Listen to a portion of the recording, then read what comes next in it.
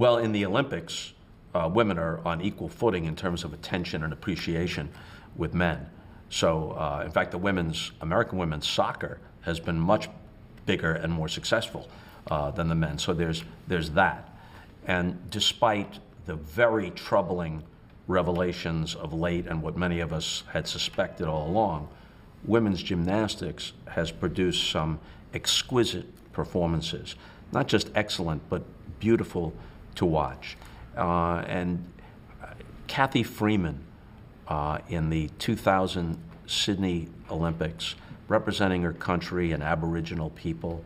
You know, sometimes we can get carried away with some of these storylines, but a lot of these storylines are legitimate. They resonate because they're true. And the thing that separates the Olympics from other sports events, team that loses the World Series is right back at it a few months later in spring training, you know?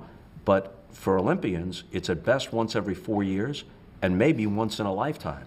And it's compressed into a very short period of time in most of these competitions. And it's do it or don't with the whole world watching. So, you know, figure skating, track and field, women's basketball, gymnastics, soccer.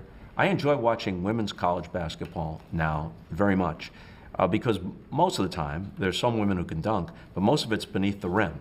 So ball movement and whatnot is more important. And I would say that 25, 30 years ago, you could walk into an arena for a women's college basketball game and say, you know what, maybe I could play in this game. You know, I was 30 years old then. Yeah. Maybe I could play in this game and not embarrass myself. Now, forget about it. The level of play has improved exponentially in just a generation or two. Give me a synopsis of your life from birth to, say, age 18. Born on Long Island, spent most of my youth in Long Island with a few detours to Connecticut and to California, in both cases because of my father's gambling debts. And so I learned sports from being around my dad because what he gambled on, he didn't go to casinos, didn't play cards, didn't go to the racetrack. What he gambled on was games, any game he could see. So sometimes I'd be climbing up on the roof and tilting the antenna toward Philadelphia, let's say, to try to pick up through some kind of static and double images the Phillies game. Or he'd send me out to the car and I'd fiddle with the dial, calibrating it like a safecracker to try and pick up Ernie Harwell on WJR in Detroit to get results of the games that he had money riding on. And he made a pretty good living for a guy in the 1960s in a middle-class neighborhood. But he was an electrical engineer? He was an electrical engineer, very smart guy, could take apart a car, could have built a house himself, and was very upset that his son had absolutely no mechanical aptitude whatsoever. He was always bringing home model airplanes. Here, put this together, and I'd have to feign excitement, and you know, I couldn't do it at all. But what connected us was interest in sports, especially baseball. And I guess my first reporting jobs were to come in from the car and tell him what had happened in the Cardinal game, which somehow I'd picked up from KMOX in St. Louis, 800 miles away, with the voices of Harry Carey and Jack Buck, which I think also made me begin to think that this would be a wonderful job to have, to be one of those voices in the night. What about your mother? My mother was a petite and very pretty woman with a great sense of humor, tremendous charm, who was put through the mill by my dad because the mood in the house depended upon how his bets were going. He had a very, very volatile temper. And there were times when, quite literally, the mortgage was riding, or whether or not we could pay whatever bills were riding on whether Wilt Chamberlain could make a free throw or Whitey Ford could get Al Kaline out with the bases loaded. And that connected me to my dad. But for my mom and my sister, it was nerve-wracking. And they grew to detest sports, and I was drawn to it. And there were times when, you know, his yelling and screaming or the tension, how's this going to turn out, became too much. And they would retreat to a neighbor's house or to my grandparents' house, but I would always stay and ride it out with him. And your big break came? Well, I did minor league hockey for $30 a game and $5 a day meal money on the road during my senior year. at Syracuse. And the big break came right after my senior year when I heard that there was an opening. A new pro basketball team had moved from Carolina to St. Louis to become the Spirits of St. Louis. And they hired me, I think probably because I came cheap. And, well, the Spirits only lasted 2 years, but they were one of the most colorful teams in sports history, so they gave me a never-ending list of anecdotes and stories to tell. But the station liked me, and so they kept me around. And Don Ohlmeyer, who then ran NBC Sports and later went on to run the entire entertainment division at NBC, had taken note of me, and he wanted to hire someone specifically under 30. So I was 27 when he hired me full-time. And after I'd been there a couple of months, he called me into his office. And he was a very impressive and intimidating man, not just because of his position, but just because of his presence. And he says, you know, you're a bright young guy. I think you have a future here. But let me ask you something. How old are you? So I'm 27. He said, God damn it, you look like you're 14. How much older do you think you would look if you grew a beard? This was his actual brainstorm. And I said, hey, 5 years at least. And he perks up, he says, 5 years really? I said, yeah, because that's how long it would take to grow it. So that idea went down the drain, but somehow I survived and things worked out okay. Maybe a fake mustache or something. Yeah, something.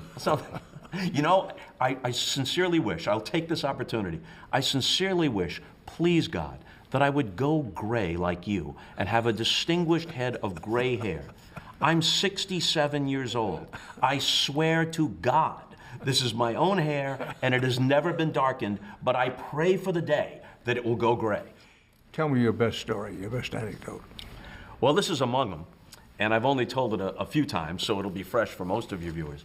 When I was doing minor league hockey in Syracuse for $30 a game and $5 a day meal money on the road, and this was the actual league that the Paul Newman movie Slapshot was based on. I knew several of the guys who were extras in the movie because the movie came out only like 3 years after the season that I broadcast the games for the Syracuse Blazers. And it was a classic bus league. You'd ride the bus 7 hours from Syracuse to Johnstown, wouldn't stay in a hotel, play the game, get back on the bus. They'd have a trash can, clean trash can, filled with beer and sandwiches, and we rumbled through the night back to Syracuse. I'd get in at dawn along with the rest of the team and probably go to my 8 o'clock class because I was still a senior while I was doing that. So I'm broadcasting the games, and we had a player named Bill Harpo or Goldie Goldthorpe.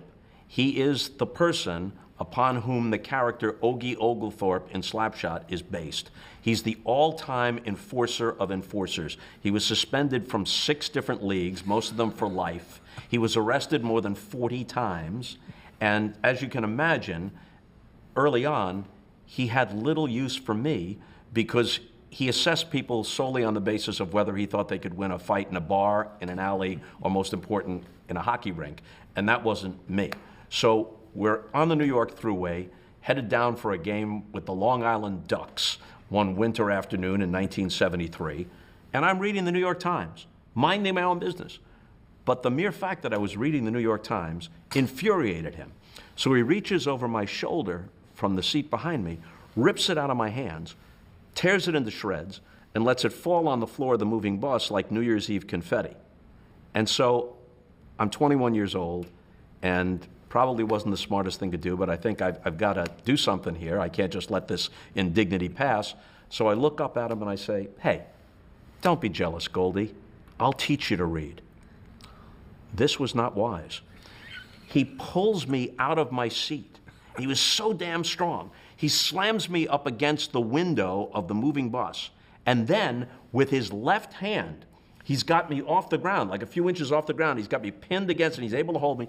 And he reaches up in the rack, the luggage rack, and pulls down a hacksaw that the players use to trim their sticks. He places the hacksaw beneath my chin. Now, I know that he really has no intention of decapitating me. I also know that he's not the sort of person that would have taken into account all the dynamics of the situation.